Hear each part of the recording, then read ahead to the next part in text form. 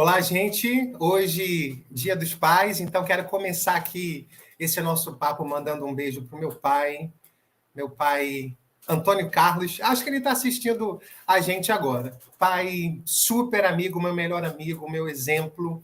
Um beijo para você, te amo e muito obrigado por tudo. Obrigado por ainda ser um pai tão presente nas nossas vidas, tá bom? Queridos, quero hoje trazer um tema que é geralmente um tema que você pode achar que quem compartilha com a gente é o pastor Marcos Lima, na coluna lá, quando ele vem falar sobre a questão financeira. O nosso tema de hoje é enriquecendo ou empobrecendo as nossas crianças. Gente, se eu perguntar aqui, quem deseja um futuro de estabilidade financeira para o seu filho, para a sua criança, certamente todo mundo vai concordar que deseja. E tudo bem, não tem problema nenhum a gente desejar isso. Mas não é sobre essa riqueza aqui que eu quero pensar com vocês hoje. Eu quero pensar sobre enriquecimento e privação. Não é? E trazer para vocês, para a gente falar hoje muito rapidamente sobre evidências do papel da experiência no desenvolvimento do cérebro. Tenho me esforçado para aprender, para estudar o cérebro da criança, o cérebro do adolescente, estudado neurociência, e tem sido muito bacana ver que Deus que criou essa máquina aqui, que é o nosso cérebro, ele realmente sabe de todas as coisas, sabe de coisas que a gente ainda está muito longe de descobrir, mas é encantador e, ao mesmo tempo, assustador. Mas a gente precisa estudar e conhecer. Quero trazer para vocês hoje, não sei se a imagem vai ficar muito boa para vocês, mas, então, uma evidência, né, resultado de um estudo.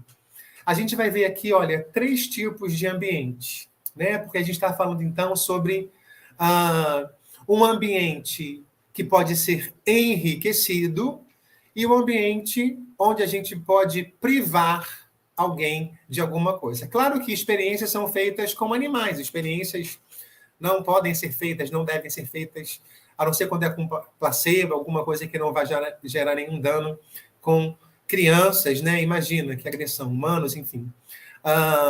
Então, a gente vai ver aqui, num primeiro ambiente, ratos isolados num espaço pequeno. Num segundo ambiente, um espaço um pouco maior e ali um brinquedo. E num terceiro ambiente, um espaço maior ainda e mais oportunidades de experiências, de interações, de troca. E o resultado, certamente você já imagina, mas comprovadamente, cientificamente, criar animais em ambientes pobres ou enriquecidos afeta o desenvolvimento de uma ampla gama de estruturas e funções cerebrais.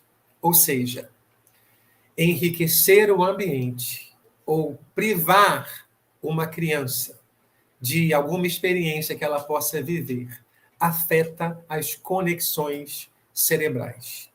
Isso é realmente muito impactante. Diante disso, quero perguntar então para mim e para vocês o seguinte: que ambientes nós estamos oferecendo para as nossas crianças? Que ambiente você está oferecendo aí? Que ambiente eu estou oferecendo aqui? Que ambiente nós, como igreja, oferecemos? Nós, como escola, oferecemos? Que ambiente a gente está oferecendo?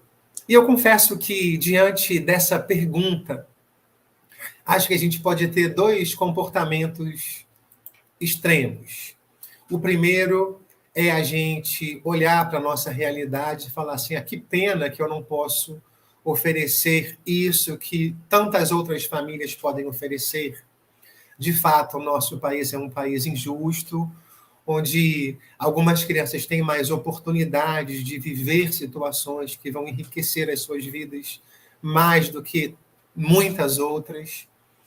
Então, a gente pode sentir assim, né? Que pena que eu não posso, que vida difícil que eu tenho.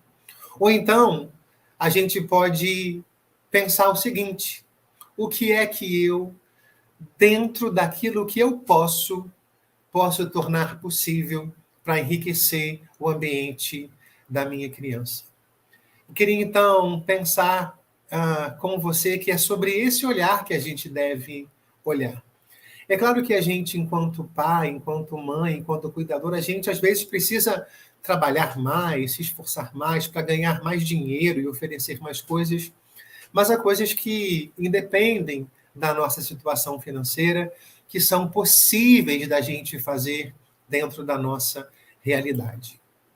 Então, dentro da sua realidade, coloquei aqui algumas palavras que representam coisas que podem enriquecer o ambiente da sua criança. Qual a quantidade de amor que você tem oferecido? Qual a quantidade de livros, né? A gente quer que as crianças sejam estudiosas, que gostem de ler. Quanto livro eu tenho oferecido para que eles manuseiem, experimentem, eles vejam também lendo e estudando? Quanto de interação eu tenho possibilitado com outras crianças? Quanto do contato com a natureza? Quanto de viagens? E a gente, quando pensa em viagem no primeiro momento, a gente pode pensar viagens para Disney, que criança gosta, não. A criança gosta de passar um fim de semana, o dia, numa cidade perto da sua, onde você não precisa gastar muito, onde talvez você se organizando um pouco melhor, aí você conversa com o Marcos, pede dica, ele pode te ajudar nisso. Quanto de brincadeira você tem oferecido, quanto de interação com você, né, presente, não apenas fisicamente no mesmo espaço, mas de corpo e alma presente você tem oferecido, não é? Essas coisas, algumas dependem do dinheiro, outras não, mas elas podem contribuir para que você contribua para o cérebro da sua criança. Isso é muito forte. E eu quero, então, mais uma vez dizer para você, se lamente por aquilo que você não tem e não pode oferecer, no intuito de se perguntar se você pode oferecer mais e se esforçar, mas dentro daquilo que você tem e pode, ofereça o seu melhor para enriquecer o ambiente e a vida da sua criança. E, gente, hoje, Dia dos Pais, eu também quero pensar uma coisa com vocês. Porque eu já falei isso aqui muitas vezes. Toda vez que eu estudo desenvolvimento infantil, eu me assusto com a responsabilidade que eu tenho enquanto pai, enquanto cuidador, do impacto que eu posso trazer para a vida dos meus filhos e das crianças de quem eu preciso, de alguma maneira, ajudar a cuidar, né? Algum impacto eu vou causar, positivo ou negativo, e isso é assustador. Mas a verdade é que nós também recebemos uma educação, uma criação, e esse dia, Dia dos Pais, é um dia que para muitas pessoas não é um dia legal. Eu quero então hoje também desafiar você a olhar para o seu pai, para a sua mãe, com um olhar de misericórdia, porque nós, como pais, e hoje eu vejo isso, muitas vezes a gente erra, mas a gente erra desejando acertar, porque cada um dá aquilo que pode, cada um dá aquilo que entende que é o melhor, cada um dá aquilo que também está repassando em função da criação que recebeu, porque nessa correria a gente nem sempre se percebe. E talvez o dia de hoje seja um dia de tristeza, de lembranças ruins, mas olhe para os seus pais com misericórdia, porque muito provavelmente eles erraram indo de mais ou de menos, tentando acertar.